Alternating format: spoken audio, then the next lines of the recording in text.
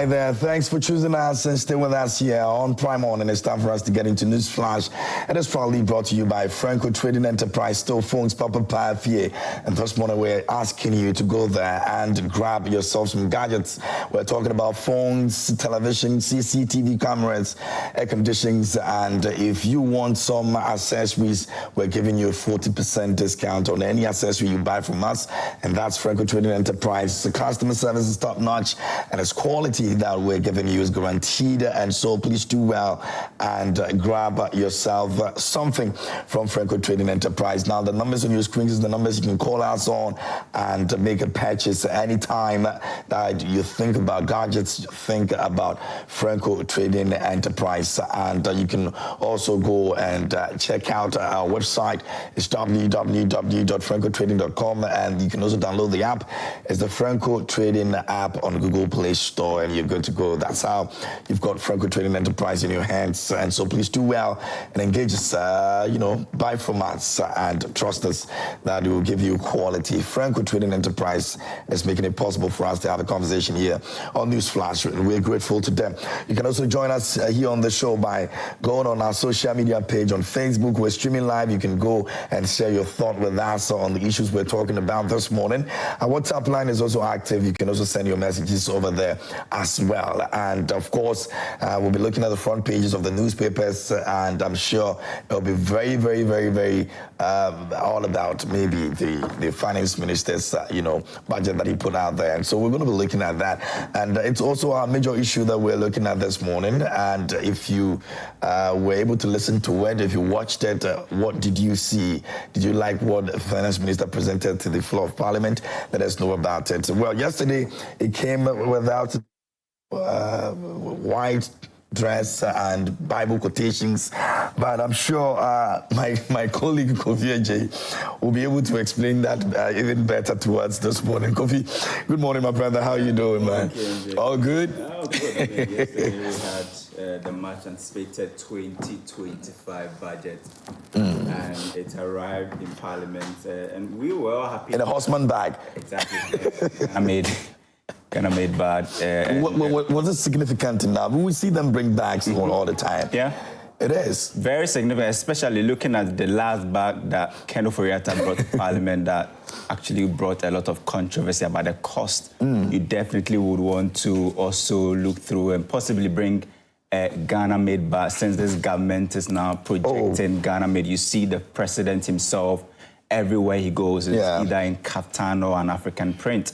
And so that tells you the kind of agenda that they have for made in Ghana products. So yesterday, if you look at the bag, different from what we usually will see Ken Ofori-Atta bring, but he also had his own reasons for bringing the kind of bag that he brought with his, African made or made in Ghana kaftan, always white, that he brings to Parliament. And so our budget always has a touch of, made in Ghana. Those things. Whether it is the attire of the finance minister or possibly, the kind of bag the person is bringing. But of course, it was without the usual quotations, the Bible quotations. In fact, yesterday we moved from an Nkonim budget of 2024 to, maybe should I put it, a reset budget, the first stanza of the reset agenda that we saw yesterday. Remember that this government is really heavy and focused on its reset agenda.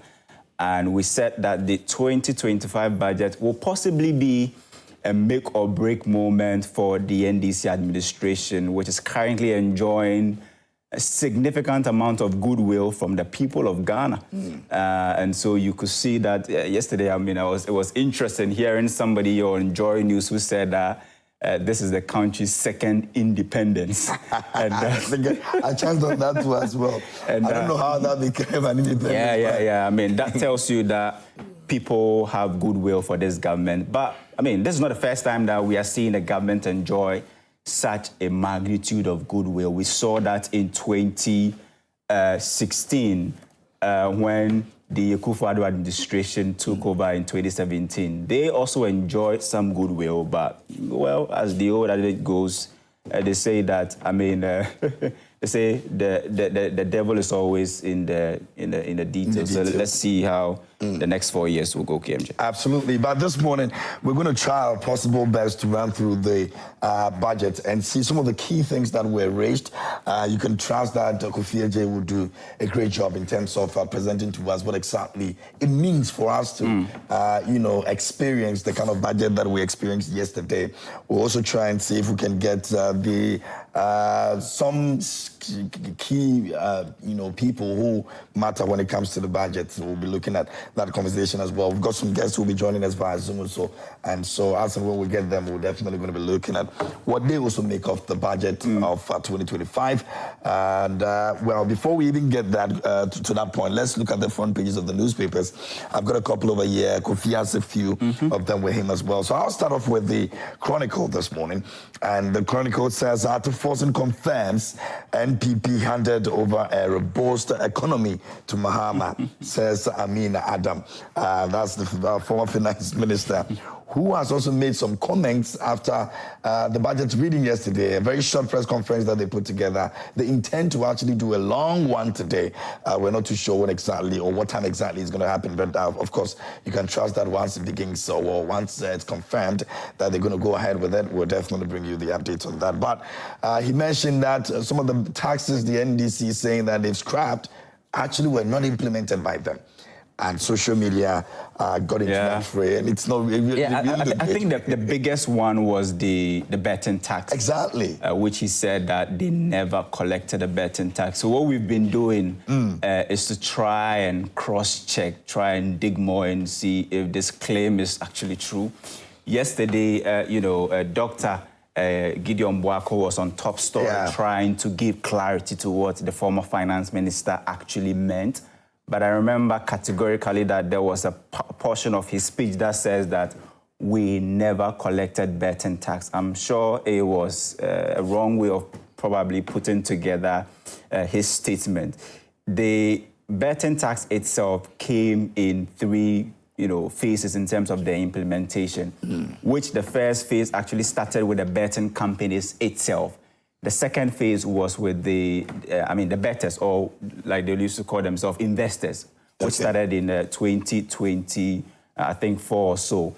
And then you had the last phase, which was supposed to rope in some 1,200 lotto operators to make the whole thing a whole. And government was expecting, when we did the math, some 1.7 billion Ghana cedis. So it will be inaccurate for anybody to say that the betting tax was not collected. In fact, we have data to prove that in 2024, the GRA collected a total amount of 147 million Ghana cedis from the betting tax. But the only portion of this tax handle that was never implemented or was never collected was bringing on board the lottery side, which was a bit problematic for the government because you have the private side and also the public side. So NLA had argued that if you decide to tax as 10% withholding, what you're going to do is to collapse the already fragile lottery business. Because at the moment, it is already difficult to track the private lotto operators. So if you are putting 10% on our withholdings or on the withholdings of our winners, then you are definitely going to weaken the system and possibly collapse NLA. So they made that argument and government had to just forgo that aspect. But the second phase, which was taxing people's winnings on the betting space, was actually carried out. All right, so that's to prove that indeed some monies were collected with regards to the betting tax, and that defeats the statement made by Mr. Amin Adams in terms of the betting. Now we're gonna interrogate that a bit more, but let's look at other issues. The BOG seeking 53 billion Ghana cedis bailout from government to Forsen reviews, and he says that he cannot do that for them. Yesterday he was on PM Express and he made statements with regards to this, and he believes that if BOG is able to look within them and raise a certain amount of money, or even look at the expenditure and say that we want to cut costs and so meet us halfway, he may probably want to sit down with them. But if they decide that the finance minister should be in that position to give them that amount of money, it's definitely not going to happen. Well, I think it's an unfair, position that the current governor of the central bank finds himself in. Yeah, really. Because remember 2023, 2022, when the government found itself in a very difficult position and they had to undergo that excruciating debt restructuring exercise. Yeah. It was the BOG that decided to forgive the government in excess of 40 billion Ghana cedis of the debt that the government owed. Now, just by doing that, it plunged the BOG into deep, crisis where they, for the first time in a long time, recorded a loss of close to 60 billion Ghana cedis, recorded a negative equity and all of that. So you have BOG bailing government out in 2023. And now they need bailout from government. And government says, well, we cannot help you because we are also very tight at the moment. And so, I don't know how Dr. Siama will be dealing with this. But that's a tight one. Exactly, that's a very tight one. And according to the finance minister, he's had conversations with the Dr. Siama, and he's already on the tangent. He says that they are looking within, and the finance minister said, just like you put it, that look at some of your assets. He made mention of their hotels and all of that. Yeah, their hotels and their current head office, and say that you can decide to sell your head office and possibly bail yourself out.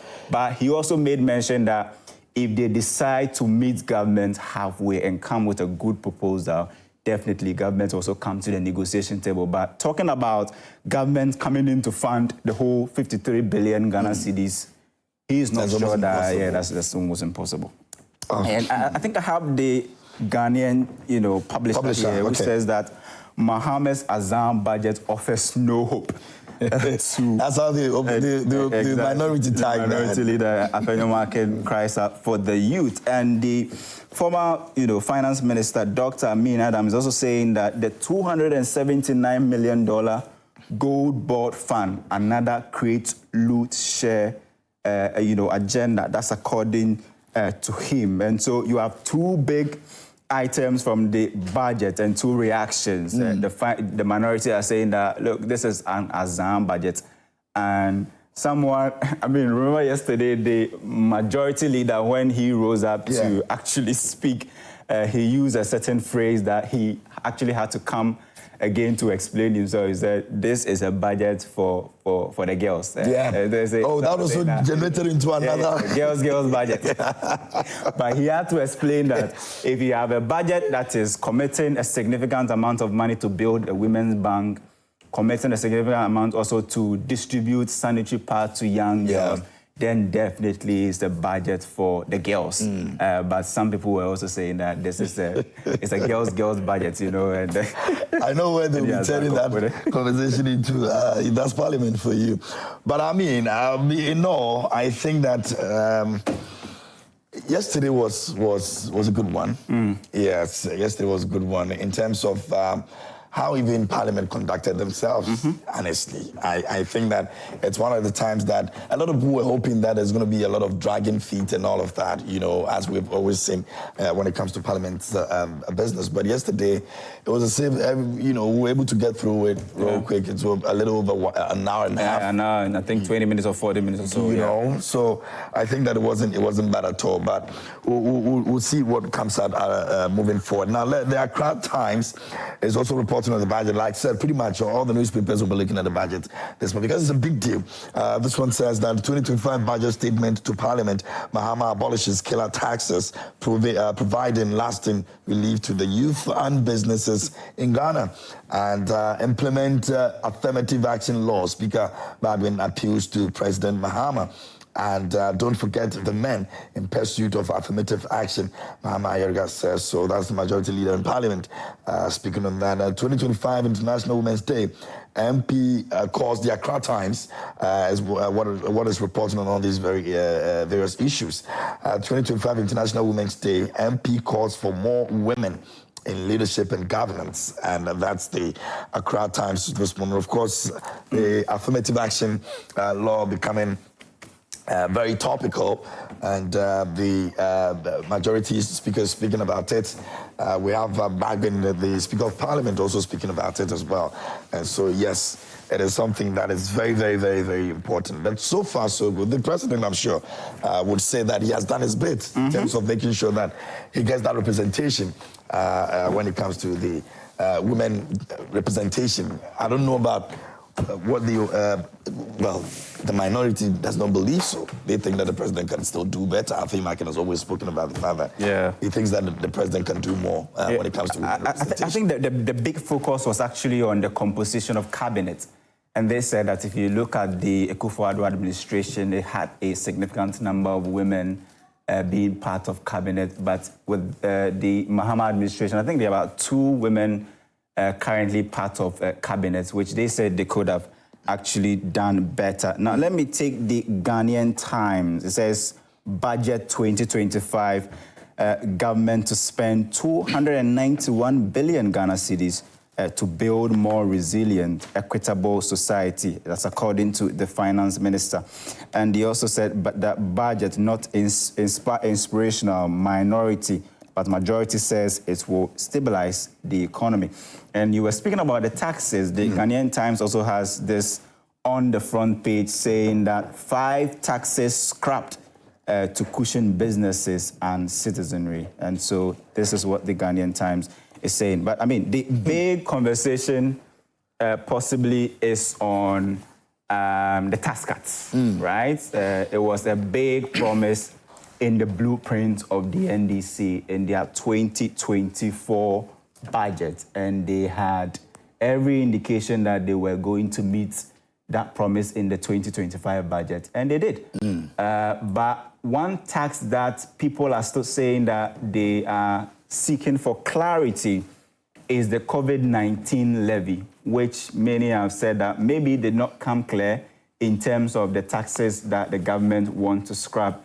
And we listened to the finance minister on PMS Press yesterday, and he said that they are going to lay some of the taxes, possibly on Wednesday, which I believe is today. I think the COVID-19 levy as well as the betting tax. Yeah. But I didn't hear him mention. Yeah, I didn't hear him mention the COVID-19 levy, possibly because of its intricate or complex nature and the fact that it is a complement or a subset of the VAT, bill or law that we have at the moment.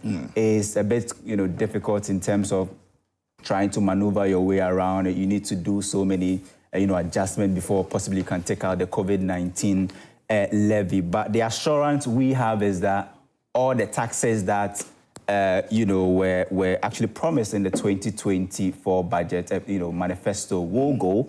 And currently, there are still proposals. Parliament would have to, pass, the appropriation bill, and possibly will have some of these taxes being scrapped. But the big headline is that government is going to spend close to 300 billion Ghana cedis in 2024. And yesterday, the finance minister painted a certain gloomy picture about what happened in 2024, where we were all expecting that after that big revision in the mid-year budget, where the government had indicated that budget deficit was not going to exceed 43 billion Ghana cedis, we heard from the finance minister yesterday that it went as high as 92 billion Ghana cedis. And that actually confirms many, experts, their, worries about election year expenditure and how government, can just overrun its budget, spend so much, and that becomes a burden onto the Ghanaian people. And that's also another conversation that possibly we need to look at this morning, KMJ. Okay, great. We'll be looking at all of these that we've mentioned this morning. And we'll say a big thank you to Franco Trading Enterprise, still phones, Papa Parfi. We're grateful for bringing us news flash this morning. Yeah, we're looking at the budget presentation that was made yesterday by the finance minister and what Ghanaians make of that. We'll be looking at some of the reactions that have come from Ghanaians as well. Joining us this morning here in studio as well as the Honorable Eric Adam Agbana. He's the MP for K2 North. And my brother, good to see you, man. Congratulations to you. Thank you. Good morning to you and to my brother on the panel and to all our cherished viewers across the world. How's Parliament business going? Well, so far, so good. We're still settling down. Oh. We are still in the business. Has it been a smooth one? Yes, quite a challenging one, but fortunately we have the support of the leadership of the party and leadership of the majority they have been very supportive and trying to build our capacity as young people or first-timers and trying to get us to understand the nuances of Parliament. So far, so good, I must say. All right, thanks for the time this morning. We're grateful. And also joining us this morning is the Honorable Inusa Abdullahi Fuseni. He's a former member of Parliament for Tamale Central, and he's joined us this morning as well in white. And very significant on yesterday. Yes. Yesterday was a historic and momentous occasion.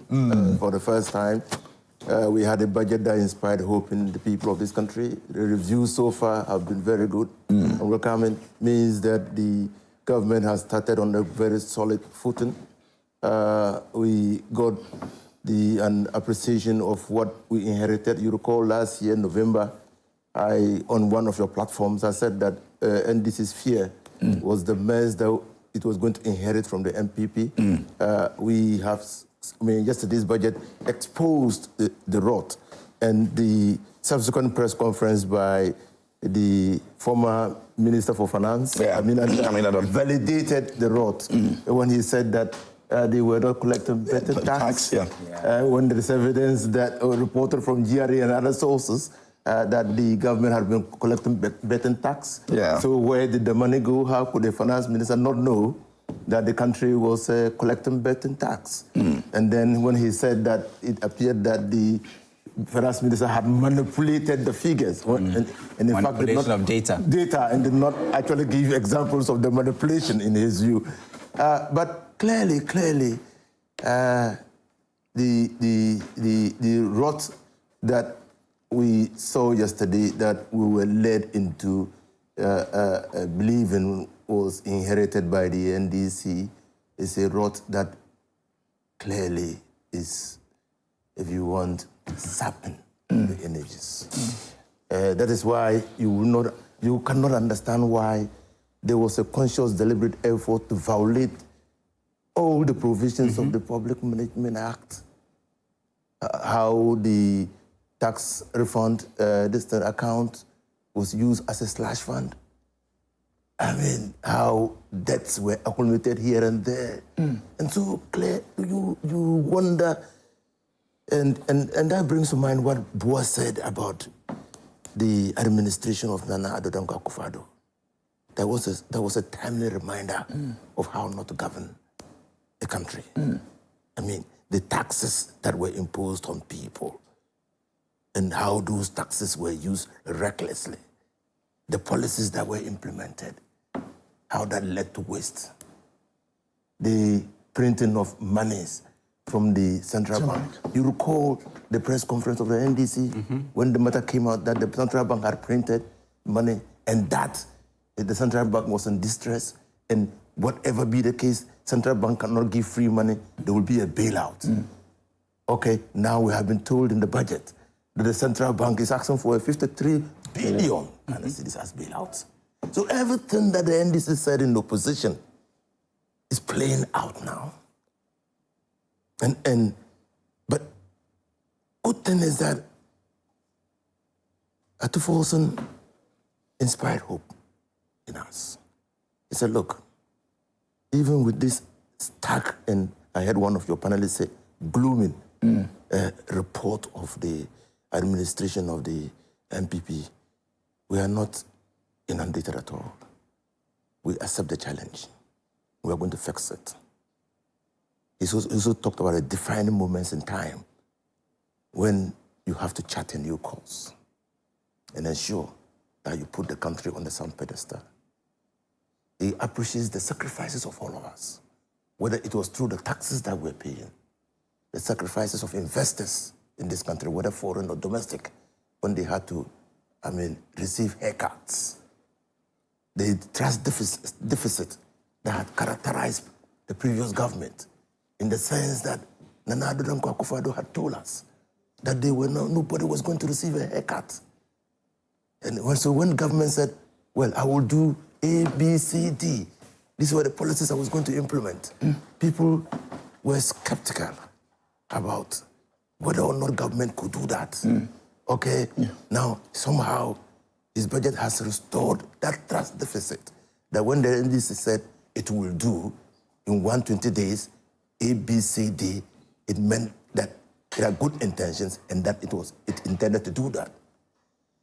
The most refreshing thing is that all of us were worried, including myself, that in view of what we knew about the economy, in view of the deficit that had been left by the previous administration, in view of the ravaging inflation and the diminishing of the standard of living of the Ghanaian, if we were going to write off all those taxes, how do you close the gap? How do you...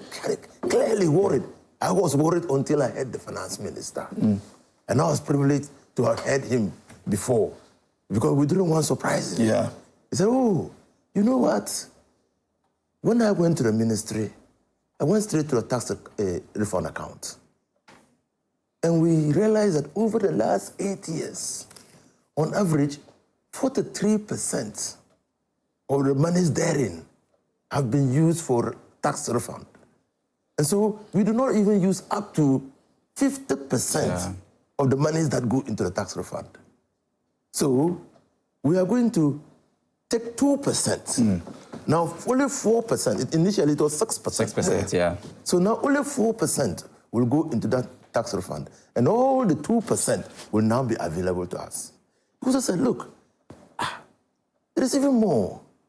You know, when they capped the statutory funds, all the money went to the consolidated fund to support government budget. Now, you know what we're going to do? People have said the quality of free senior high school is falling. People have also been worried about the funding source and that if this laudable initiative could only be implemented successfully. It's 3.5 billion cedis, enough to stabilize the free SHS program and make it more quality and, you know, open up for... First of all, the 3.5 billion cedis is the budget for this year's implementation.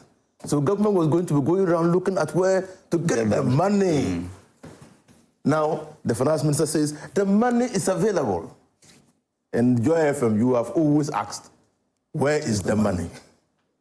The minister says, the money is available. I'm uncapping the GET fund. And that will bring into the GET fund 4.1 billion Ghana cedis. If you uncap GET fund, how do you pay your debts? Because, I mean, monies from GET fund, the NHIL, we know most of them have been collateralized for debt servicing.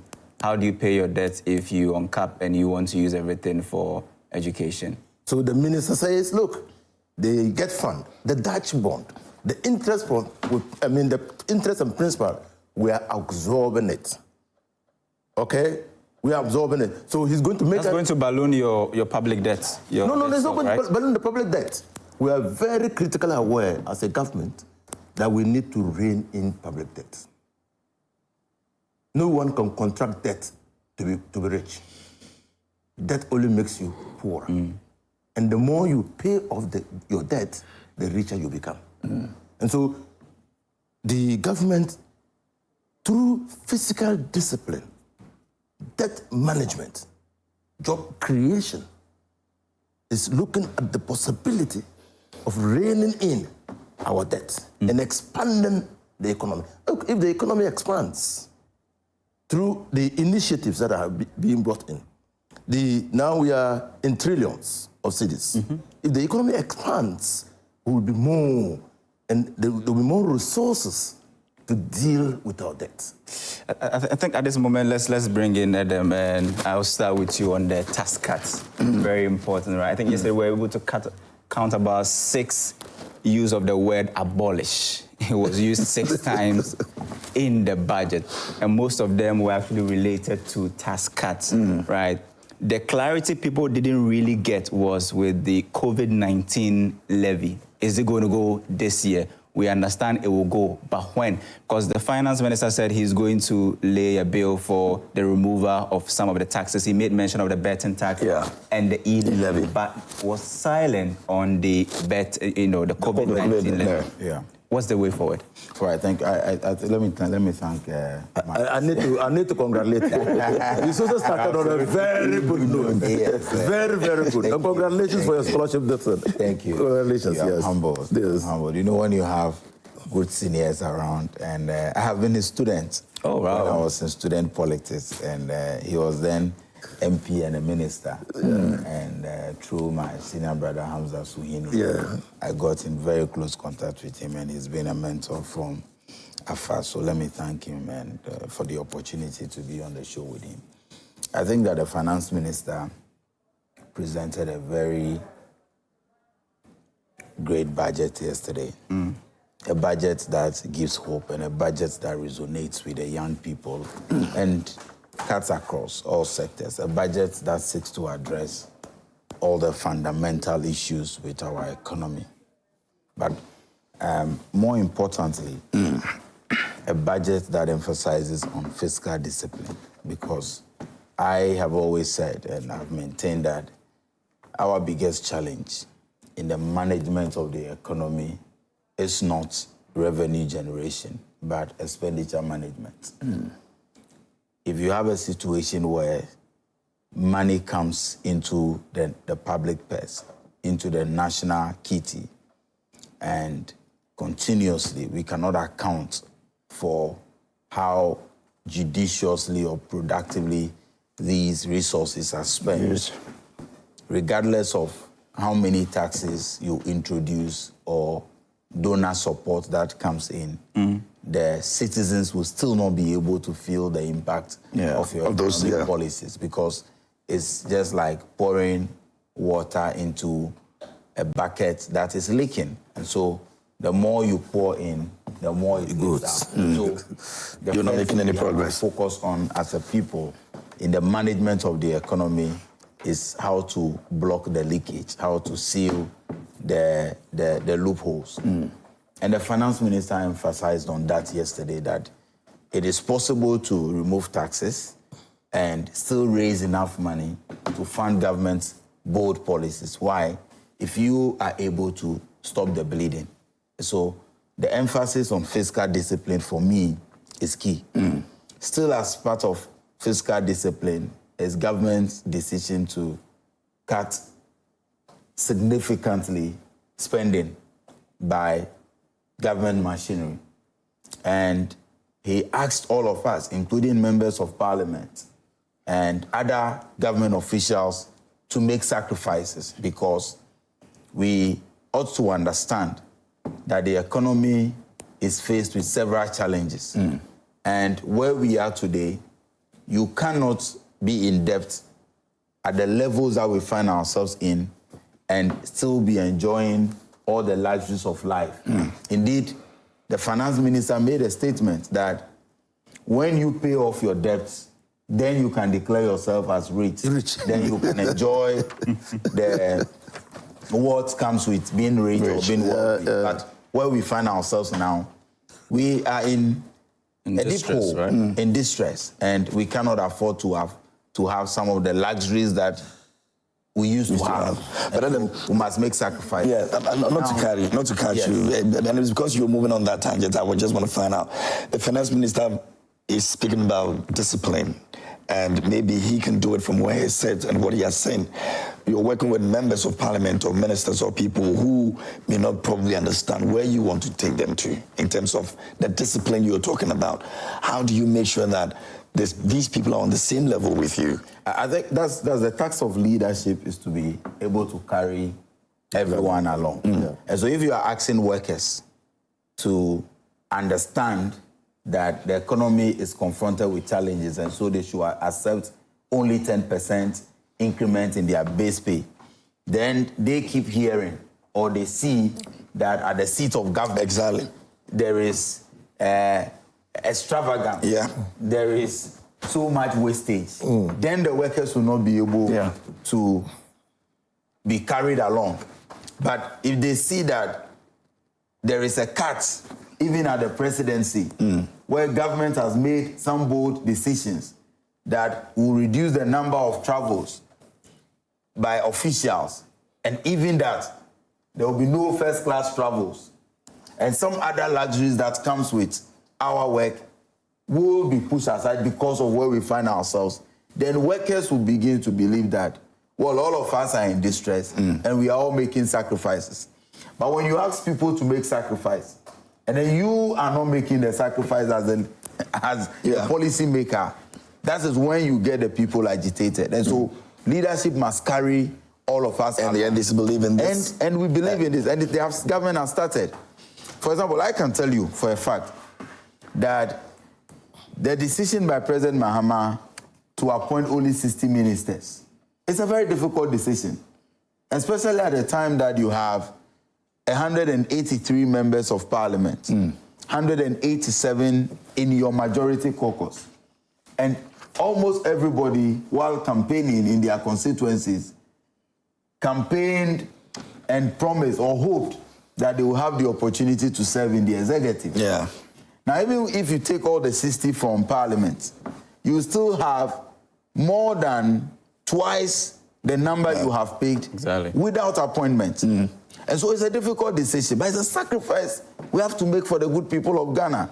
And so we all understand. Okay. Now, somebody can make the argument that let's go for other alternatives. Look at the presidency. In the past, we saw 391 people appointed as presidential staffers. 391. Which passed? Under the Akufo-Addo government, under the President Akufo-Addo government. But today, as we speak, President Mahama has promised that number will be reduced significantly. As we speak today, those appointed to the presidency are not even up to 60. They are not up to 60. But we are still 30 presently. 30 presently. That's the accurate figure. But we are still a government in transition. We are still forming, and that is why we cannot speak as to the total number. So it's possible we can go beyond that. No, but we have, because President Mahama has promised we won't go beyond that, we believe that he won't go beyond that. And we have seen generally the commitment of government to use resources in the public purse wisely and use it for the benefit of the Ghanaian people. We saw that with even the independence celebration and how government has committed less resources and all of that. So my point is that we all have to accept that we have to make some sacrifices. And so we have gotten to the point where we have to carry everybody along, that where we are is not looking good for us. We must make sacrifices. Beyond that, you asked the question of the tax cuts and the abolish. Yes, it's important for me that governments or leaders are held accountable for their words, especially during their campaign. There's a general perception that politicians say anything for power, and when they have the power, they find the right words to find an excuse not to do what they promise. So when President Mahama promised that he would scrap e-levy, he would scrap the betting tax, and all these other taxes that were abolished yesterday, sincerely, many people did not believe us that we're going to scrap it. Personally, I made a post, or I made a comment on a social media platform, then Twitter, now X, in August 2023, promising the young people of Ghana that President Mahama would scrap their betting tax if elected. When you go under that thread, more than 90% of the comments or the responses that I got were negative. Either the young people saying, stop saying things just for votes, or they didn't believe that would happen. And so for me, it was a momentous occasion yesterday for government to redeem, for President Mahama and the finance minister to redeem their words. We need to let the citizens increase their confidence in us. Again, when you talk about all the taxes that have been abolished, they are also important because they are taxes that I believe are targeted at the poor. They are targeted at the poor. Something like the e-levy. Look, when you go to my constituency, for example, where you have only one bank operating in the entire constituency, for many of these market women and petty traders, the mobile money became a bank account. A bank account. And so they will go to a mobile money vendor after the close of day sales and deposit whatever sales that they have made on their phones, because that again was more secured, and is also a way of controlling their expenditure, because banks, there are no banks who offer such services to them.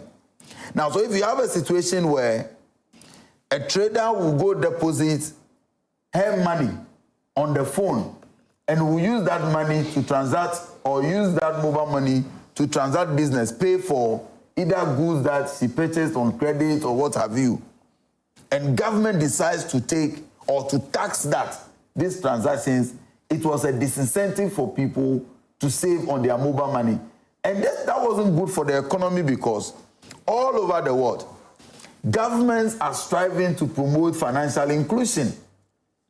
And if you have a situation where a tax is targeted at those vulnerable people, people who ordinarily would not have any other interaction with the financial system except through their mobile phones, then you are provided a disincentive. And that tax, indeed, at the time we all agreed was an absurd tax.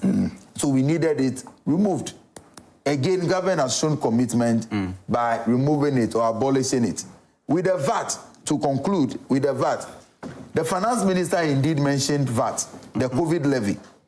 But what he said was that if you look at the composition of, and I'm trying to refer to the statement as he read it, he said in paragraph 172 that, Mr. Speaker, the parameters for the VAT reforms which will be completed this year will include abolishing the COVID levy. So 172, paragraph 172I, it was stated emphatically. So what it is that the finance minister had said in paragraph 171 that he will put together a technical assistance or a team, a task force, with assistance from the IMF to re-look at our VAT system, or what we all of us call VAT. Now, with the VAT, the COVID levy is one of the components. Get Fund and NHIL levy are all part of the VAT. So he stated emphatically that COVID levy will be abolished this year. However, that will be done as part of the reform that will be made to the VAT. So there is clarity on the fact that there is clarity, this but would year, you also agree? COVID levy will be abolished. Absolutely. I mean, there's clarity on the abolition of the VAT this year, or the COVID-19 levy this year. But you would also agree with me that that is a very conditional statement, that at this moment, per what you just read, it only means that COVID-19 levy will go if and only if the VAT reform goes through Parliament this year. No, it's not a conditional statement, because you see, the COVID levy. Read it again. So the COVID levy. Let me just take you to. It's on paragraph 1. While you are looking for it, yes, the COVID levy will go because presently we have distortions in the VAT regime. So you have mixed principles that clearly should not inform your VAT regime with the VAT regime. Flat rates, small businesses. I'm saying that Ghana has one of the most complex VAT systems we have in the country. Now, and tax regimes are not supposed to be complex, because you need to make them simple for people to understand and pay. So when the minister went to the ministry and reviewed the tax regime, clearly something ought to be done about it. But you don't begin yanking off the parts of that regime when you have not clearly understood what is happening in that regime.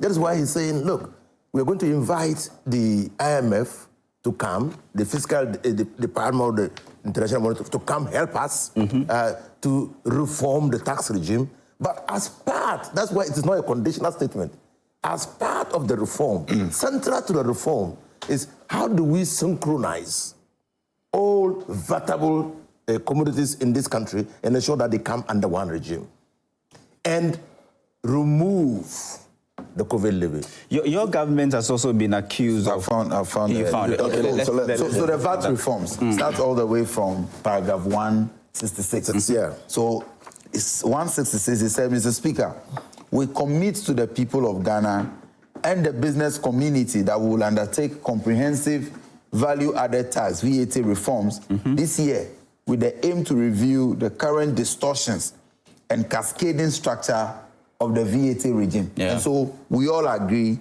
that the current VAT regime is not the best. It's problematic. Now, so when you go further to the 171, then he said, Mr. Speaker, ahead of the IMF Technical Assistance Mission, I will inaugurate a VAT reform task force to hold broad consultation with key stakeholders for their inputs. Then the 172, very emphatic. It says the parameters for the VAT reforms, which will be completed this year, will include abolishing the COVID levy, COVID-19 levy. So it means that the whole framework is, reforming the VAT, which includes abolishing the COVID-19. So because currently the makeup of the tax regime has the VAT as a component. Yes. So when you are going to structure it, you don't need to take one out. So let's just take it that you want to demolish or you want to remodel a house that you have already built. If you don't like how the kitchen looks in the building, don't be in a haste to remodel only the kitchen while waiting to have a remodel so of the entire house. I think the clarity we need to give to Ghanaians is that the COVID-19 levy, when it was introduced, was not, they didn't stand alone like the way we have e-levy and the others. It was introduced in conjunction with the VAT. It was mixed with the VAT system, as a part making it difficult. Yes. But I mean, your government has been accused of manipulating data. And one of the claims is that if you look at some of the taxes you claim you have abolished, a tax like the emission levy, which the finance minister said Inwusie levy, was never implemented, although the law was passed, according to my checks from the GRA. Also, if you look at the betting tax, it was actually in three folds. And the information we are gathering is that the first was actually supposed to be in three phases, right? So the first phase was supposed to be the gross gaming revenue, which was now like replacing the 20% corporate taxes for the companies in the betting industry, which was implemented into somewhere 2023. That was the first phase. And the second phase came after the May implementation of the GRR. You had the August implementation, which now charged the withholding on winnings of sports betting operators. Yes. Right? The third phase, which now deals with deduction to Lotto under the NLA, which never got through. Which was never implemented. But yesterday, when the finance minister was reading the budget, he said that they are going to abolish the Lotto levy or tax or the betting tax. I think the two are... No, the finance minister wasn't wrong. Okay. I get where you are going. Lawyer is here, but before lawyer comes in with a legal perspective, from the finance perspective, the finance minister wasn't wrong. When you are talking about taxes, you are talking about a legislation. So the legislation was passed, but the government decided at the time not to implement it. It doesn't mean that it's not there. So if he says that, so you have that tax is in two, or let me say three components. So the betting tax was being deducted. But I heard the former finance minister. He was very emphatic. He didn't talk about 10% withholding on lottery winnings. He was emphatic that they never charge betting tax. And betting tax, as we know, is being charged. You understand? So people have evidence all over social media. Those who bet are all talking about the fact that the 10% betting tax is being charged. We said we're going to repeal the betting tax. Yes. There's no act in Parliament like the Lotto tax. There's the betting tax. Is the gross gaming revenue. Yeah. And we've repealed that. That is the beef of the finance minister. The biggest problem is that the lottery aspect was never implemented. But that's even talk about that's administrative, not so. That's administrative. Okay? Because you are administering the betting tax in phases. You are implementing it in phases. So that's an administrative decision. But we say we are abolishing the act. And that's what we've done. If you're abolishing the act, that And means then you're you are abolishing the new gross gaming revenue as well? Is that what the NDC means? What tax have we abolished? The betting tax. Exactly. And With these the betting tax it actually comes in different forms. So I think that the NDC must be specific in terms of what you have abolished. Is it the betting tax on the winnings of those who bet on sports?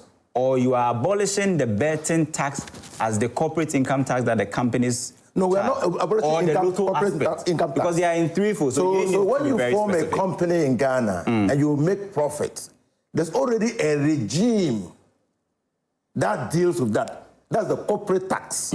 There's already a regime. Yeah, but in the betting industry, that has been revised to the companies to the gross gaming revenue, which is different from the normal corporate tax we know, right? Yes. So the gross corporate revenue, gaming revenue, that comes to the company. The companies don't bet. So what have you abolished? We've abolished the Betting Tax Act. Yes. We've abolished that. So that means if Kofi, we have an economist joining us as well. Kofi, you see, he's a member of parliament. I was. There's a lot of time, resources, and energy put into passing laws to support a policy. Yes. What does it pay us? What benefit do we derive?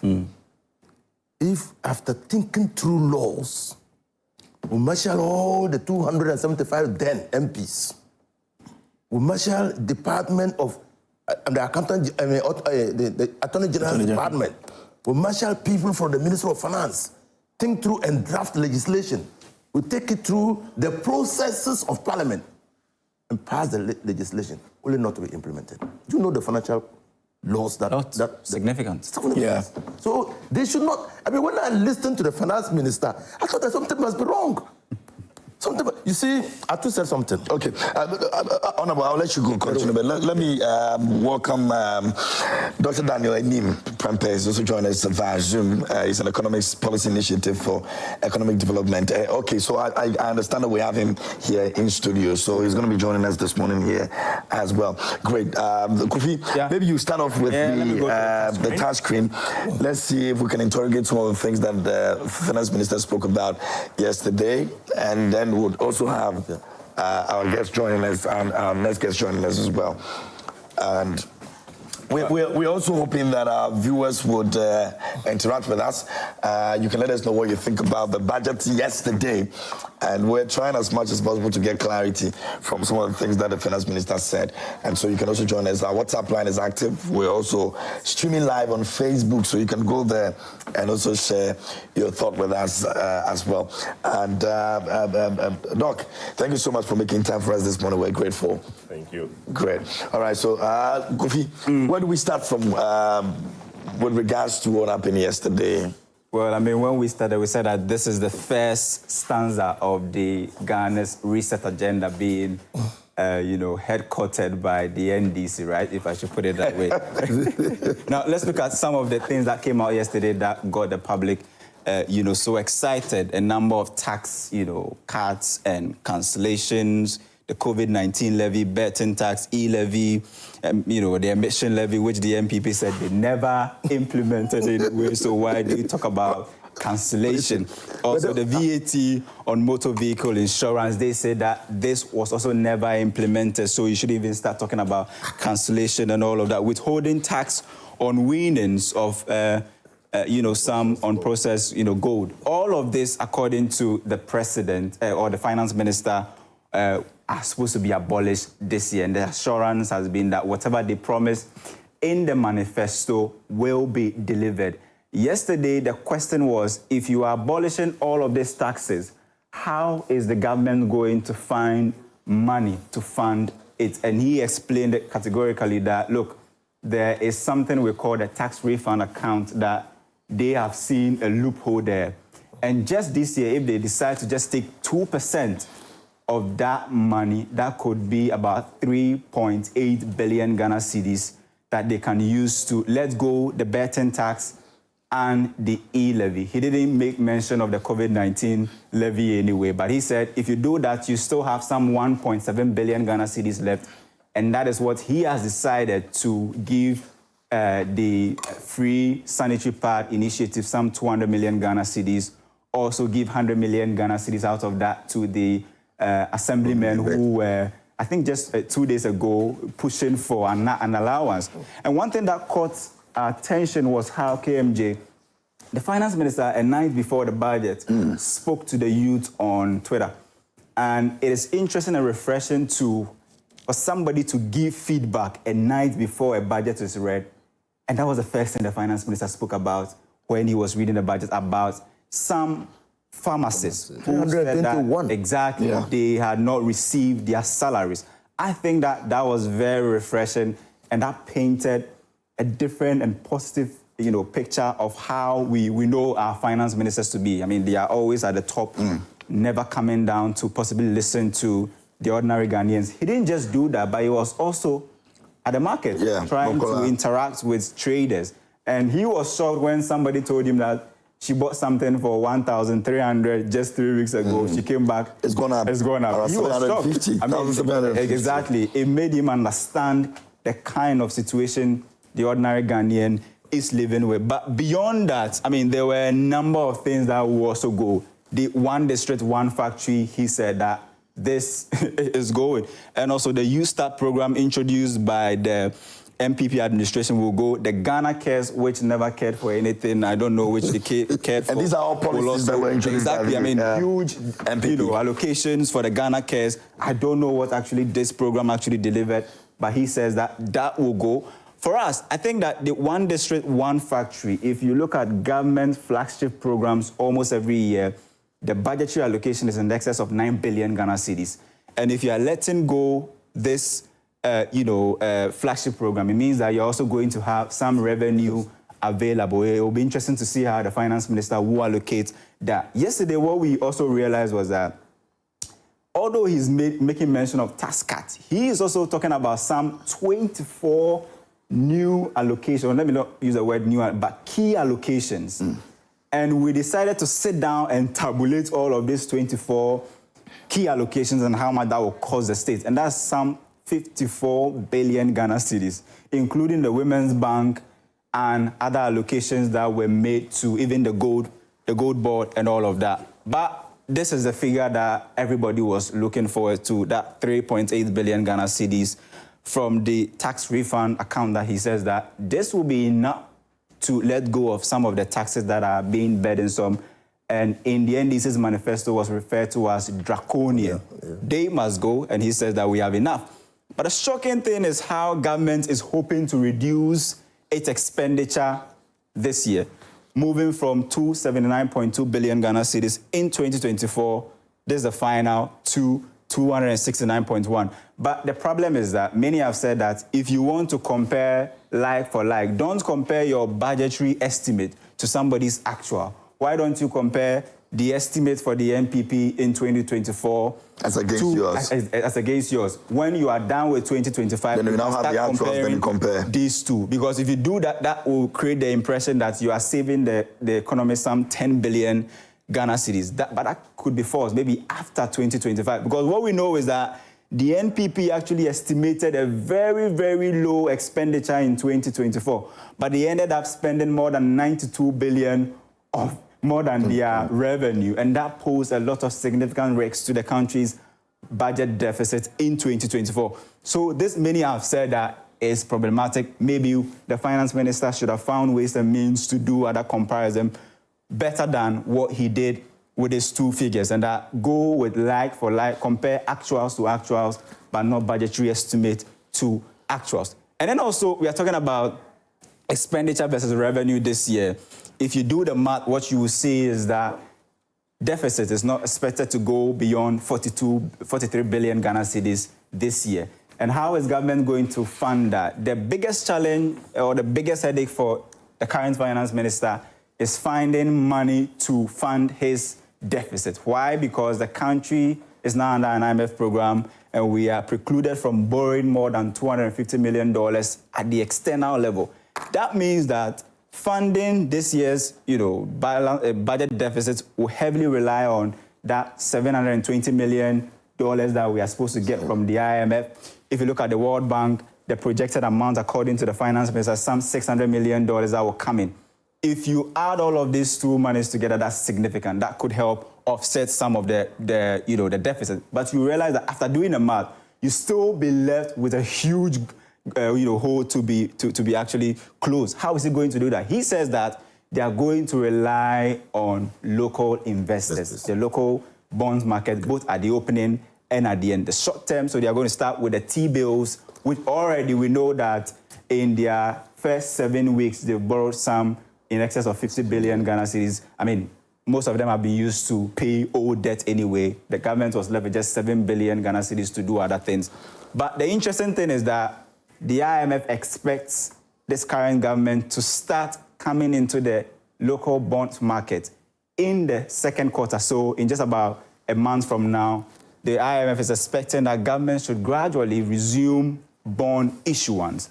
And one thing that we are learning from the Joy News research desk is that the reason why T-bills are currently very low, from as high as 33% some time ago or 31% some time ago to now 17%, is because government wants to make the T-bills less attractive and introduce new bonds with very lucrative interest so that you can start revamping the bond aspect of the economy, because we know that you cannot rely heavily on just the bonds, the T-bills to actually fund your budget. We've spoken about a number of things, but for me, the foreign financing, we've spoken about that, and the local financing, definitely you will know that this is an equal division. So local players, you have a key role to play, and that is why the finance minister actually was very, very, key, or the NDC, I should say, or the current administration, trying to create the positive sentiment that, look, they will be very good to investors. They are currently making available some 9 billion Ghana cedis to pay bondholders. And they have said that they are going to restock the Ghana debt servicing accounts. And so you do not have a problem if government is owing you, they definitely will pay. But another problem is the fact that the finance minister made mention of, some arrears this year. Arrears and commitments in excess of 190 billion Ghana cedis. And I asked myself, the only reason why the country has very high non-performing interest or loans is because you have people going to borrow from the banks to do government business, and they are not able to get, the monies to pay back. And so once you have such huge commitment and arrears, that should tell you the kind of situation our banking industry finds itself in. The only unfortunate thing with respect to our banking industry is that the lender of last resort, which is supposed to be the Bank of Ghana, which is supposed to save the commercial banks, at the moment needs savings of 53 billion Ghana cedis. The banking industry itself, the 23 dealer banks, are really also in huge debt because they participated in the DDEP program, and are expecting that the Bank of Ghana will come through with a recapitalization program. Most of them, we know, have been given bonds, but that is not what they need. They need liquidity in terms of the banking industry. Now, we know that the GET fund will be put in the form that it was introduced. If government is able to do this for both the GET fund and the NHIL, what we are learning is that this could make available some 20 billion Ghana cedis for the government to deal with in terms of revenue this year. And so it will be interesting to see how government will fund its debt anyway, because the biggest hurdle facing this economy is the debt servicing obligation for 2025 and beyond. And the finance minister made an interesting, revelation that if you look at our debt restructuring exercise, what we are learning, or what we know, is that the 2026, 2027, 2028 were designed as years for debt payments. It means that going forward, it will be increasingly difficult for any government to service a debt, especially if you don't meet your revenue target. And that is why this administration is really heavy on the gold board, because they know that if you're able to implement the gold board really well, you could have some huge amount of money available. But we all know how Cocoa Board was introduced some time ago and now has become a debt-making machine. And so if you don't implement the gold board, it could be a liability instead of being, bringing some sort of relief to the government. So it will be interesting to see how the gold board will also be implemented. We understand that close to about $300 million has been made as a revolving fund for the gold board to start. If government is able to get this right, it will be good. Why? Because we've seen gold prices going up on the international capital or in the international market. One thing we've not been able to really tackle has to do with the cocoa board and the debts facing ECG and all of that. The energy sector still remains the biggest challenge to the government, where a certain ECG alone is owing in excess of 60 billion Ghana cedis. How must just an SOE owe such a huge amount? And you have IPPs being owed 1.7 billion Ghana cedis or dollars. Now, if you look at the amount owed in the energy sector alone, it makes the implementation of the 24-hour economy possibly very difficult. If and only if the NDC is able to tackle the energy sector well, that is when they can start talking about implementing the 24-hour economy. Because you need that. You will need it's energy. Heavily on the And this is a country sector that about 60% of our energy mix depends on, the dependable capacity comes from IPPs or independent power producers. It means that if IPPs cough, our energy sector will catch a cold. And so if you don't deal with them properly, you possibly will have doomsday at the corner. And the IPPs we know didn't really want to participate in the debt restructuring exercise. It was interesting that they were one of the, the first people that the president actually met when he assumed office. He knows how important they are because he brought them on board in 2015, 2016. And so these are some of the interesting things that we are getting from the 2025 budget. A lot to actually chew on, and we cannot even use just this limited time to actually go through. But the most important thing is that government is making huge commitments, has been able to find alternatives to scrap certain levies. They say that they are going to rely heavily on the tax refund account. And this year, if they're able to just take 2% of that, could make available some 3.8 billion Ghana cedis so that your betting tax and e-levy can go. Great. Kofi, thank you. Now, let me engage Doc and find out. Now, yesterday, according to the president of GUTA, Dr. Joseph Obeng, he says that it's a welcoming budget, and he says that the government has shown good intentions. In your capacity where you said you think that this is the way to go, GUTA is excited about it. Well, he couldn't really put a figure to it in terms of how he's going to rate the presentation or the budget, but he believes that the government has shown good intentions. Thank you very much. I think, let me say, second coming of His Excellency the President, there's a certain posture or demeanor that one may deduce. That is the willingness to bring about a certain level of transformation within our economy. That is clear. I only hope that he will pursue same up to the end of his tenure. Okay, that is there. And then if you look at the posture of the finance minister as well, you will equally see that the burning desire to make an impact. Okay, so that is the underlying kind of demeanor that I have seen from where I sit, okay, from the finance minister. Yes, I think in the budget, I have this philosophy that there's no bad budget anywhere. Okay. My position is that any budget that is presented, if the government of the day is able religiously to implement 65% of whatever is in the policy statement, he should be able to bring a certain degree of transformation. And if we walk backwards through our political history, you will realize that most of the things outlined in almost all our budget, we are unable to achieve even 50% at the end of the fiscal year. So there's a challenge for Honorable Dr. Tuforsen to walk the talk. To me, one of the things that I anticipated, which, before I come to the business dimension, have to do with the social interventions. I've said over and over, and the Honorable is here, maybe he may disagree with me, that the NDC is known as a socialist party. But to me, being a young man that started following politics, I realized that it was during President Kufuor that we had a lot of social interventions.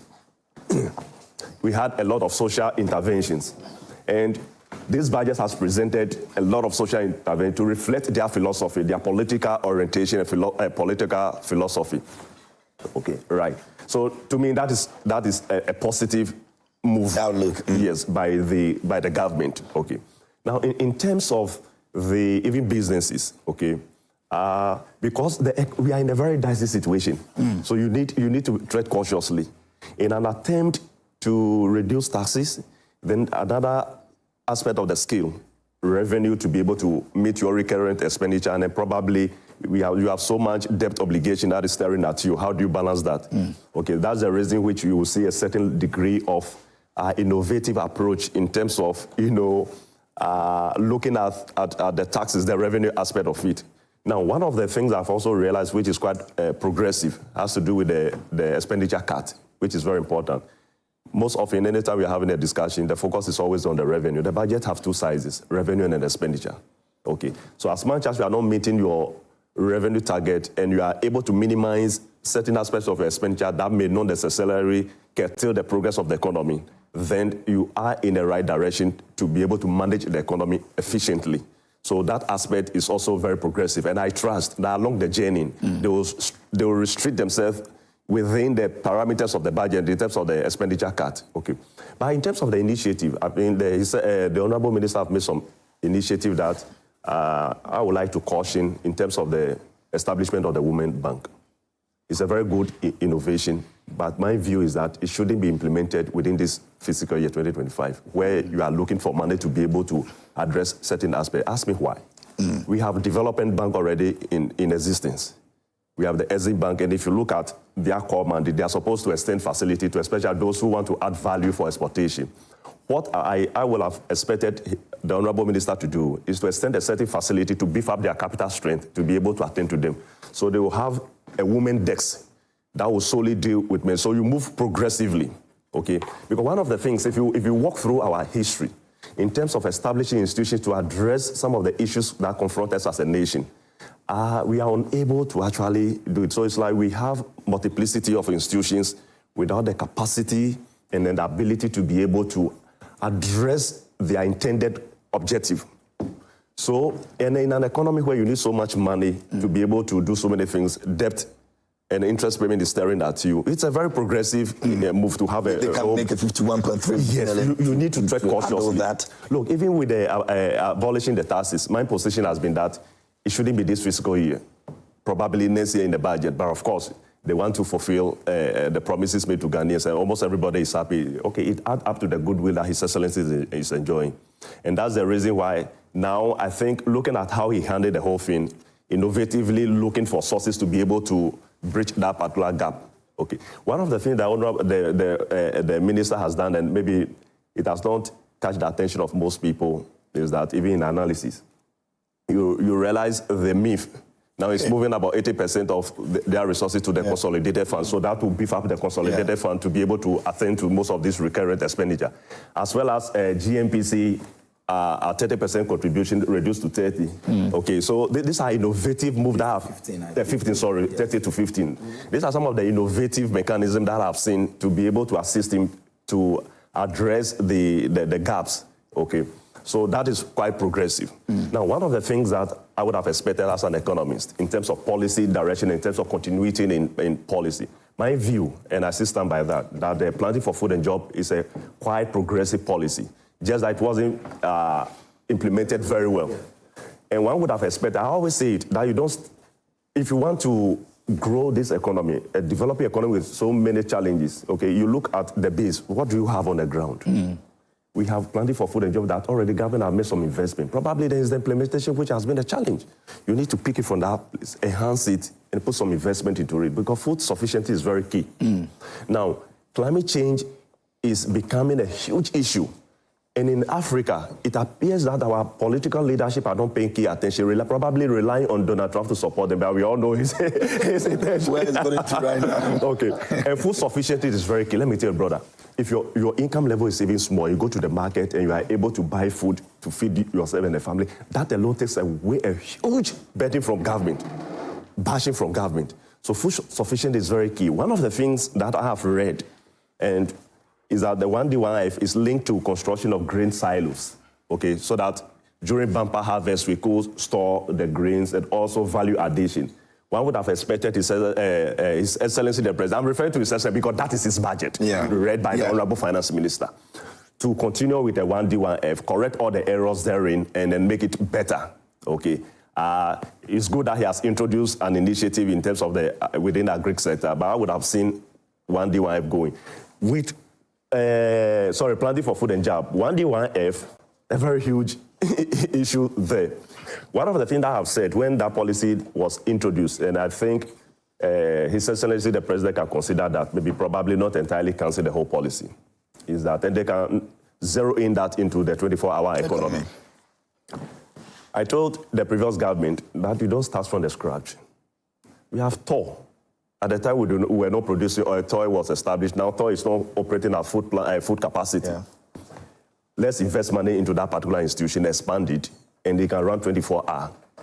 Because it used to be 24 hours. When I was very young and my uncles and others were working there, you see people moving from Ashama, Tema, working there. So we already have certain institutions with the propensity, the capacity to operate a 24-hour economy. So you invest into, you support them, and then you start a 24-hour economy with them because they have the propensity of anchoring the economy, okay? So that ought to be done in my perspective. I think one of the things that almost everybody is happy is that because initially people were thinking that free SHS would be cancelled entirely. I think cleverly, the minister was able to, I think there has been even an increase in terms of improving and as well as the school feeding initiative. And these were social interventions that quite progressive. Okay, if you are in Accra here in a certain community, you may not know what is going on. And some of us with the kind of things we do, Honorable is here, probably is an honorable, I know. The last time I visited, so many people come in and visit and say, wow, I didn't know that this is how the kind of things that they go through. Yeah. People calling for school fees, etc. Okay, so when you have such interventions and there has been a certain level of improvement in terms of the investment, it brings relief and very progressive. Now let me come to debt servicing. I think government hand is chained or curtailed. We will not be able to go to the capital market to borrow so much, looking at our current situation. And the government wants to resort to the T-bill, that you need to do it progressively and tread cautiously. Because if you rush into that particular space, you crowd the private sector from borrowing, having access to capital from the commercial banks at a very competitive rate.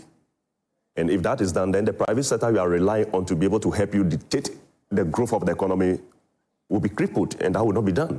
If you recall, under the previous government, when they say we are moving the economy from taxation to production, and then the private sector will be the engine of growth. What I have said repeatedly is that your private sector, quote and unquote, is impotent financially and in terms of technology to be able to drive the growth. If you recall, at that time, AGI went to China, wanted to borrow about $2 billion USD, and they were looking for sovereign guarantee because they don't have the asset to back that kind of borrowing. So what to do? And I believe, Sim, that you cannot leave the private sector alone to dictate the growth of the economy because your private sector is not that strong. So you move into that space as a government and help in that particular process. And I have seen a certain level of policies in the budget trying to move into that space. And my only caution to Honorable Ato Forson is that we are all excited with the kind of innovation that brought, but along the journey, we should be able to have that discipline, that fiscal discipline. And that is very key. Very, very, very, very, very, very key in trying to bring about any significant transformation. But the only another caution too. Okay, let me wrap up. Right. Okay. Let me get Another caution for the government is that they should manage the expectation of Ghanaians. Look, let me be frank with you.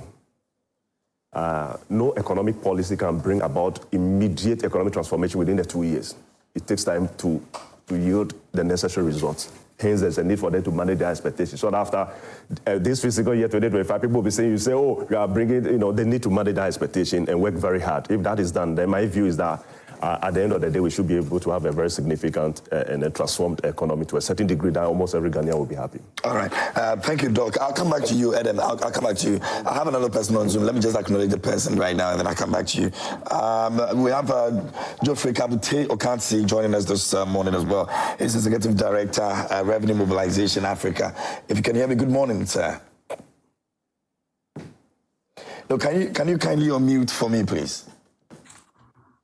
Yes, I've done that. Good morning, and thanks for having me. All right. Thanks for joining us this morning, and we appreciate you.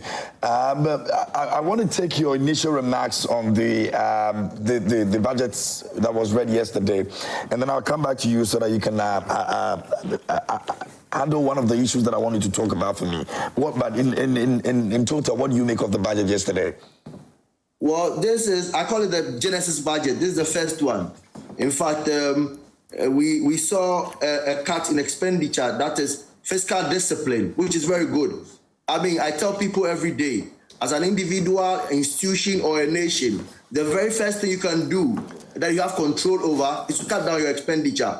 As I sit here right now, if I'm going through any financial difficulty, the easiest thing to do is to cut down my expenditure. I can decide I'm not eating this morning, eating in the afternoon, and I can decide also to eat just in the evening. I can decide maybe if I buy clothes about 3 to change my wardrobe in a month.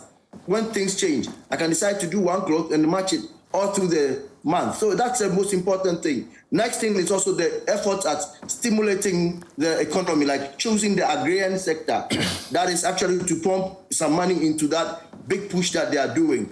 My advice there is to do a proper targeting and ensure that when you push it in there, like my senior brother rightly said, there was something around planting for food and actually jobs. But he should also notice that one thing is putting the investment there. The next thing is to monitor the implementation, ensure the best results. So I think when the big push, maybe the title will change. It won't mean that the machines will not be there, or maybe the inputs that they put there will not be there.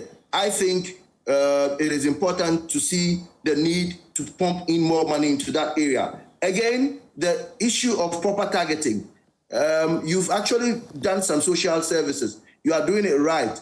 But if it comes to the free SHS, we are investing in that area. I've seen the improvement of giving an increase in school feeding. Yeah. I've also seen textbooks distributed to students. That is passionate to me. The most and the topmost is the girls' sanitary pad that they are giving to them, especially when they have said that they are going to source them from locally produced ones. These are very social interventions that you cannot downplay. When it comes to feeding, it affects enrollment, and then it also affects keeping the kids in school.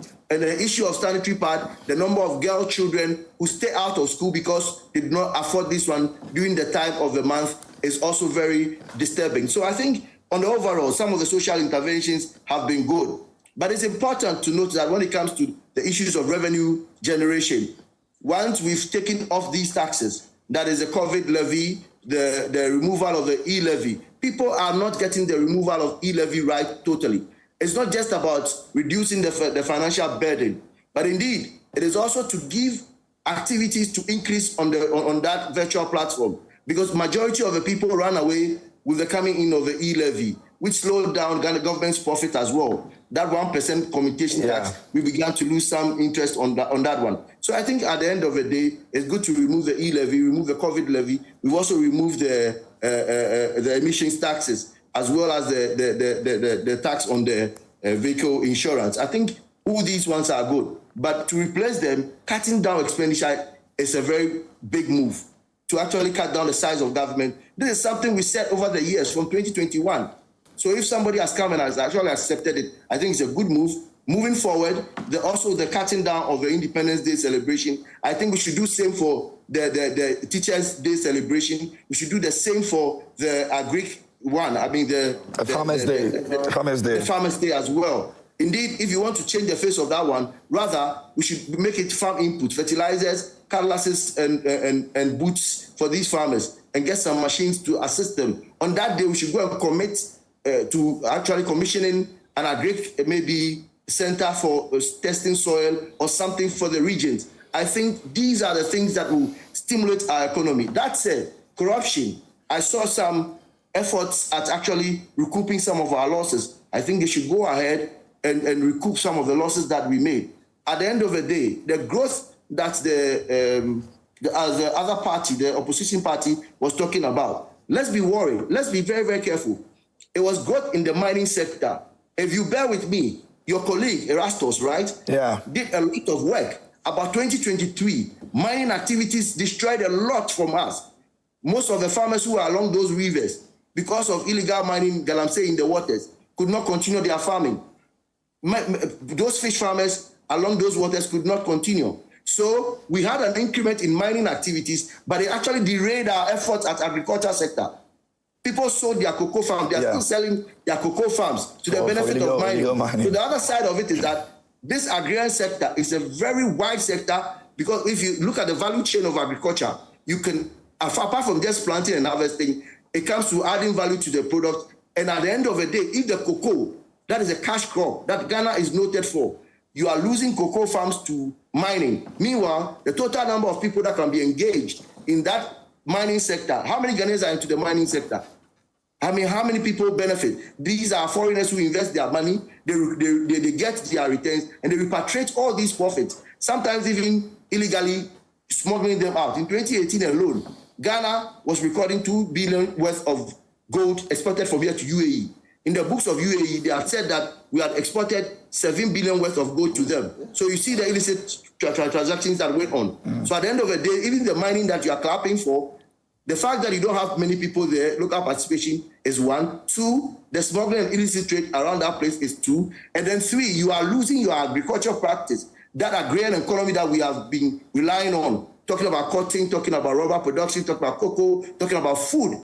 At the end of the day, you go to your markets today, you are dependent on some countries like Burkina Faso for tomato. You are depending on Togo for kutomri.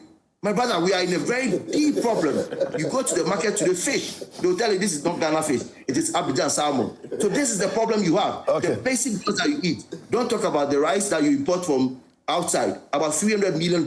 Yeah. So all this, if you see a big push that the government is talking about, it's time for all of us to go down there and monitor and ensure that indeed they invest these ones and properly target it into agric. The returns will fit into their 24 hours that they have said, and then make sure that we follow them all through. When it comes to the revenue collection, I've heard the minister talk about maintaining some of the improvements that the previous government did, the introduction of the relationship officers, and then the digital platforms for payments. I think at the end of the day, I would urge them to follow and continue well, because in 2023, data that we got for 2022 indicated that even though staff strengths reduced at the GRA, there was still an increment in collection.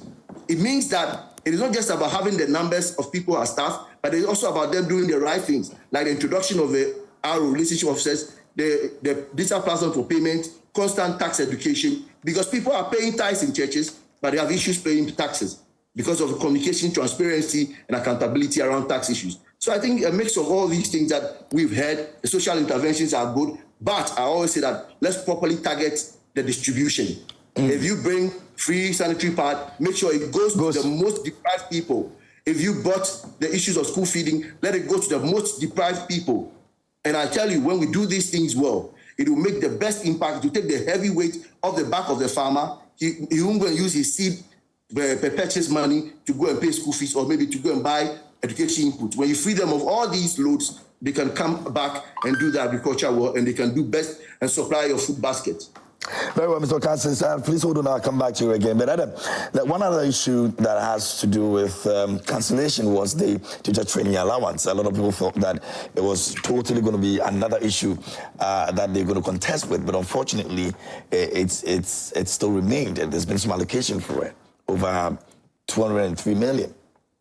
Well, there's something that comes with governance that all of us must admit or accept along the way. Sometimes you just have to do what you have to do for the people. I recall in 2016, and I speak very passionate about this issue of allowance. You recall that in 2016, a group of students hooted at the Honorable Samuel Okujeto Ablakwa and Honorable Felix Ofosu-Kwakye. I think it was Wesley College in Kumasi. If you watch that video carefully, I was with them. So the three of us had gone there as part of our Campus Connect initiative to engage these students, and they hooted at us because of the allowance and true water and other things at us. It was a day that I will never forget in my political journey because of that allowance. At the time, President Mahama and the government of the day thought that the way forward for teacher training education was to cancel the allowance. And it was a well-thought idea because we needed to cut the quota system. Because you have many schools today in the rural areas, even in my constituency in Ketunof. There are many communities where the teacher-to-student ratio, or even very basic at the basic level, there are many classrooms or classes without teachers. So we needed more teachers in the schools. But government had placed a quota system in place because if you are allocating 200 million for payment of allowance, it means the schools must be carried along in such a way that they will admit only the number of students that the 200 million can cater for. Meanwhile, we need more teachers in the schools. So we wanted to make this sacrifice and migrate them to the student loan. We saw the hula baloo and look, it was. In fact, that was one of the main reasons why we lost 2016 elections. And the NPP government took advantage of it, campaigned with it. When they came, apart from the discrepancies in the payment, it was difficult for the government to make the payment. But in 2024, we promised that we were going to maintain the allowance, even though some people, and maybe I'm one of those who believe that it must be converted to the student loan so that everybody can benefit. Because when the year the allowance was cancelled, enrollment increased by 64%. Because the schools do have the capacity. But because of the allowance and all the other issues, the payments, the quota system was in place. But government promised and government has delivered. That is the most important thing. But I believe moving forward, as part of the educational reforms that we are pursuing, we must have some broader consultation and conversation on this matter. And we bring finality to it. That should we continue paying allowance or we should migrate them to the student loan just as all the other students, tertiary students have access to? Because now government is going to pay the no-fee stress, this first year tuition fees for all public institutions, which also includes the nurses training students and also the teacher trainees. So we need to have a conversation on this, looking at the way forward, because is it something that would happen in I don't think this is my personal view. So this is not government's view, I must say, personal view. I think we need to have a conversation because when you visit even some of these institutions, they have other issues. And even, look, the intention, the reasoning behind the introduction was that at a point, enrollment into these places was less because people did not see it as an alternative. Becoming a teacher, becoming a nurse, there was no incentive. People thought it was reserved for, excuse me to say, that was the perception, but that's not true. Because I have had some very intelligent, some of the smartest people in my class willingly deciding to pursue teaching. But at the time this allowance was introduced, it was an incentive to encourage many people to go to the schools. But we have gotten to a point where people are willing to enroll in these institutions. So is the allowance still a necessity? It's a question that we must answer in the long run. But with the amounts allocated, I believe it will be enough to sustain the program at least for this year and then the years that will follow. But as part of the educational reform, even some of the principals were proposing. I have participated in some of the meetings or the consultative meetings at the reform level. I was in Ho, I took part in the regional one, I took part in the national one. I've had the privilege of reviewing some of the proposals made. Even some of the students are calling for a change in the allowance regime. So we need to have this conversation and see the way forward. But for now, we thank President Mahama for staying true to his words of maintaining it. Same with the free SHS. And we made a big promise to have a dedicated source of funding for free SHS. Yesterday in the budget, that was revealed. For me, it's one of the biggest things in the budget that we ought to be celebrating. That for now, we have a dedicated source of funding for free SHS. See, you don't run a political program or you don't run a policy only because you think that it inures to you, to your benefit politically. You must have a way of sustaining it. The NPP government, and I have friends in the NPP, even on the education committee, they agree with you that the way and manner in which the free SHS was being managed, it was just a populist something. I mean, an attempt to just satisfy a populist campaign promise. They did not have a sustainable way of managing it. And that is why you go to the schools and feeding was a challenge. When I was campaigning, I went to one of the senior high schools in my constituency, and the students told me that when they accept breakfast, the tea or Milo that they serve is like a mirror. This is the words of the student, because the quantity of Milo that can satisfy 1 or 2 students is being shared among 20 or more students, because the funding is not there.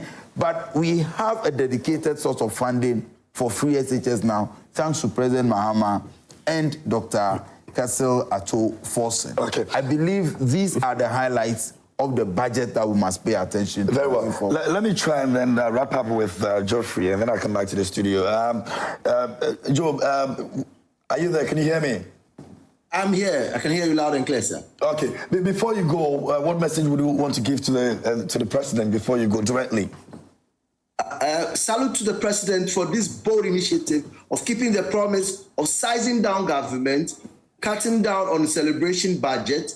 I also would appeal on this free SHS. I think we should return the management of the free SHS funding to the Ministry of Education under the GES. You remember, it was at the seat of government. It was one of the issues that Africa Education Watch, I'm actually a fellow there, we actually advised government that it wasn't proper to be managing that special initiative from the seat of government.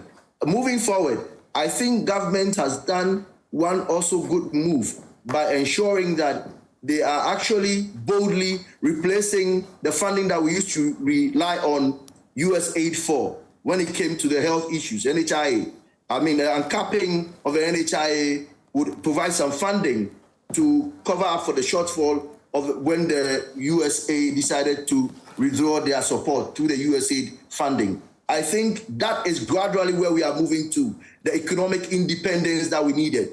We got that political independence. But now, Africa should be capable of funding our education, our healthcare, and all our social services by using our good things that God has blessed us with.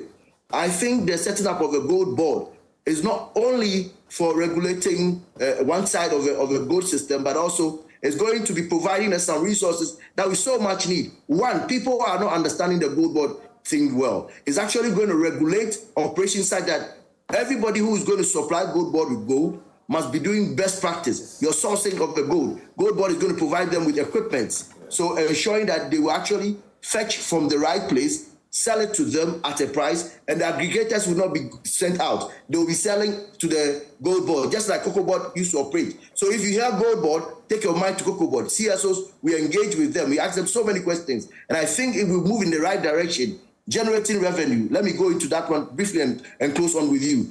The issues about tax communication is very important. When I saw the minister enter the Makola market, then I said, to God be the glory.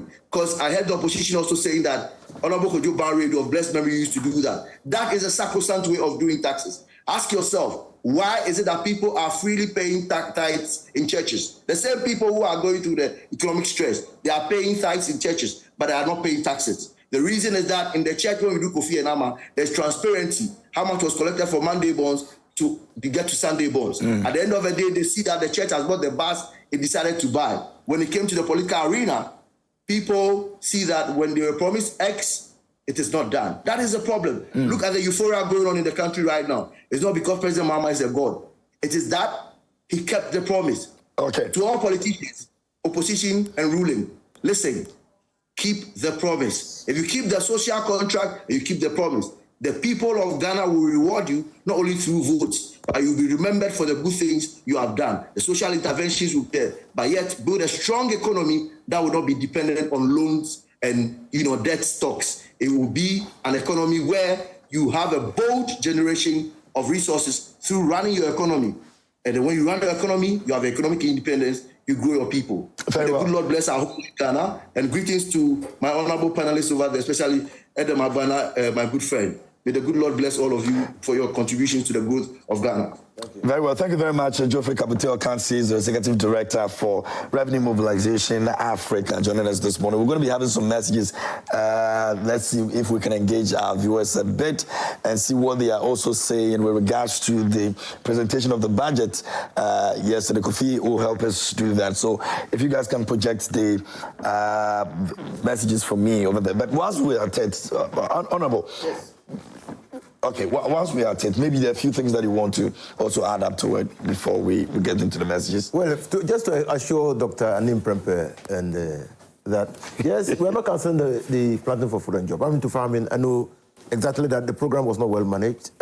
You had a minister who for 8 years never visited even farms across the country and, I mean, gave contracts to people to buy grains instead of seeds for farmers and whatnot. So the whole transformation agenda of this country, the whole 24-hour economy is premised on agriculture. That's why the program Agriculture for Economic Transformation Agenda is in the budget. Now, you cannot dream of a 24-hour economy which will, and talk about agro-business and processing when you don't have a solid agricultural base. And that's why government is going to give attention to that. That is, I mean, so the planting for food and jobs will be incorporated into the agriculture for economic transformation agenda. It's not going, we're not going to scrap it. And I do seeds, I farm seeds, and people have already started talking about it. How are we going to get the seeds to be able to plant? Because a good agricultural, practices depends on quality seeds for planting. And our traditional farmers did not know or were using grains to plant instead of seed. Agri has to, you can't borrow yourself out of poverty. You can't. I mean, the more you borrow, the more you become poor. So we need to look at how we can promote growth and sustain that growth. If we're able to sustain that growth and then rein in inflation,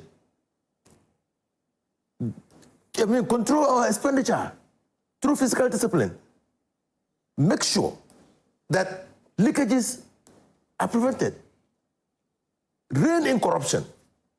I'm telling you that this country has great potential. And that's what we are seeing in this budget. I know you've read the statement of Atu. Look at how it was so readable. People have commented. For the first time, you are reading the statement and you're understanding what the minister is saying. You are relating to it. So he's been able to carry all of us along.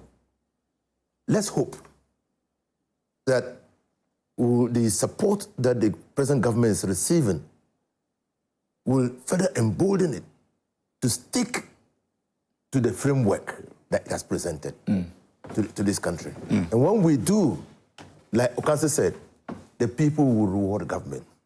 If they don't reward you through votes, they will reward you through acknowledgement of your services to the country. Great. Kofi, let's get some reactions. Some messages. Absolutely. Let's start from WhatsApp. And this is coming from Sami Boache from Asaman Kese. He says that this government seems to be taking Ghanaians for granted. During yesterday's budget presentation, the finance minister failed to mention the 20% increase for rural teachers, Agenda 111, or the cocoa price, which was promised at 6,500 Ghana cedis. What are the underlying principles and fiscal policies guiding this budget? Ghanaians are monitoring the situation closely. Regards to Honorable Frank Esiedu Bequin, a.k.a.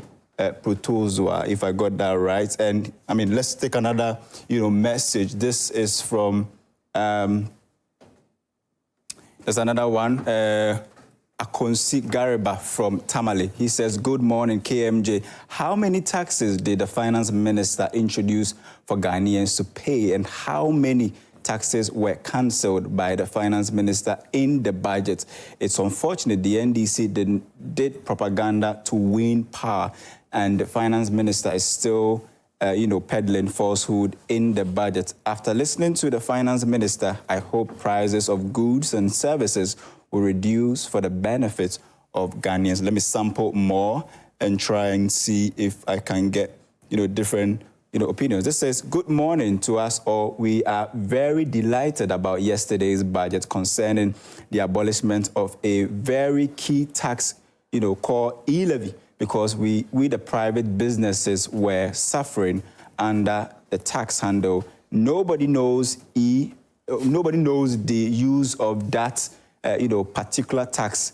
The president has, reset an agenda. The stealing of that sector was too much for innocent Ghanaians to bear for a big, I think that's from Big G, Tamale Central. Let me take some more. That's Honorable's place. Oh, Yeah, exactly.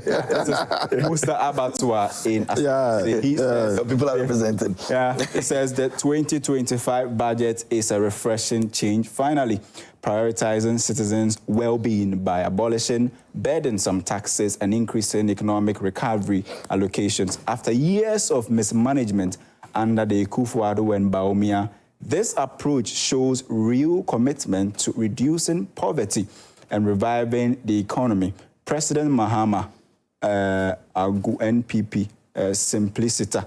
And I have, one other more coming in. It says, good morning, I am Pesika from Medina. When a good person leads, the nation rejoices. I've never seen a budget receive its reading an audience like what happened yesterday, and the entire country go wow. At this point, I wish the entire media houses salute the government by playing a car. I'm not so sure what this is, if you can help me, KMJ. A car. Oh, really? A car obey. Oh, I see. That's the MPP's campaign song. He says that campaign song by the NDC. Oh, yesterday the parliamentarians were singing that. Yeah. Mama. Yeah. Okay, it says hashtag Aban Papa Abba. Anyone who still believes the MPP is at his own peril. Pesika from Medina. Let's take some more. This is, I think I've read this one. And if we can get some more from viewers. Good morning, Joy Prime. We are happy so far about the budget. A plea to our president is that, please, sir, kindly absorb all volunteers in the birth and death registry. We do do the most work, but we are never absorbed after several attempts applying. Please, sir, we are suffering. Help us. Every year, new people are being posted, but no one is caring about us. Please, Honorable Adam, push this issue. Adam, that's for you. Push this issue for us. We will be very grateful. Please, come through for us. Sarah. Okay. Maybe we'll do one more. That will be it. Let me take one more. It says, good morning, KMJ. This is Abdul Ganiu Makarigu from Savannah region. It says that 11.3 billion to the president for 2025, 8.5 billion was allocated in 2024. Lean government has a bigger stomach. And it says compensation to Office of Government Machinery is 2.7 billion under John Mahama Akufo-Addo bloated government for 2024 was 327 million Ghana cedis. The lean government is rather spending 2.7 billion. It's very unfortunate. It says according to Atoforsen's budget, some 78 million Ghana cedis will be allocated to the Felix Ofosu-Kwakye to spend in just 9. Did I hear all of this in yesterday's budget? 9 months after the Office of the Communication. I mean, that's a good question. Anyway, unfortunately, our time is up. But let me allow the doctor to say a few words to wrap it all up for us. Yes, I will conclude on what Honorable said, and on being a farmer. Okay, we have seen where initiatives were implemented by previous government, but in terms of implementation has been an issue along the journey. We only hope that along the journey, individuals, anytime a system is created, I mean, that's the reality. Anytime a system is created for the overall benefit, we have certain group of people who wanted to exploit the system and benefit. And that's the reason the monitoring is very important, okay? And even political affiliate and actors, the president should have that boldness to be able to deal with them. Okay, if that is done, then my view, respectfully, is that it will be a very successful initiative. And then let them also make a point, me not being a politician, and I have a certain level of philosophy when it comes to leadership, about the free SHS being a populist approach. I will not go to that dimension. But one of the things I would like to maybe say is that I like people who will start an initiative, no matter how difficult, and no matter how the error, then subsequent leadership will take it and correct it, and that's the way we can establish. And on that score, I think President Nanado has done well with that bold initiative of establishing free SHS. And I was the first person who have written a piece on that. Free SHS is a key policy, but quality is key. If you Google right now, you see before others started writing. They started it with the errors. We have all seen it, with all the challenges. Now, President Mahama has come in to correct those errors, make it better, and become a lasting solution, and bringing people to the fore in terms of having quality education, to the extent that now they have even leaped it by the first year. Maybe in the near future, it could be NDC government or any other government also now take up from the first year tertiary this then to another level. So that is the way we need to appreciate that one too, so that the whole conversation doesn't look that too political. When there's a leadership initiative and then because of an error, then we just, you know... we rubbish everything. Okay. So, and then for Honorable Atuforsen, we are humans. And if you read Julius Caesar, Hail Julius, then you see Brutus and you are a mere mortal. Don't just be swallowing the praises. He need to focus. He need to coordinate all the ministries. And he need to ensure that every penny that is extended to government officials, MDs, and this is accounted for. And that is the only way he will become successful. I'll end on this note. Thank you very much. And I watched him on PM Express yesterday, and his demeanor, even after everything that we've seen, heard, all the commendations and everything, he was still very, very, very, very calm. You know, not too much of expectations from anybody. He's just doing what he's doing. I think that is something that if he continues for a long time, it would really do well for him.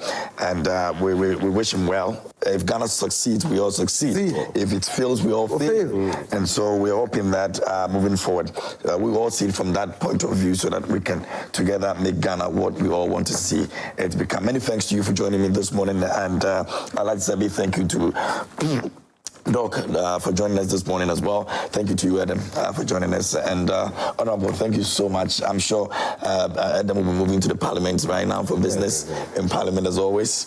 Great stuff. The next leaders. It's a veteran.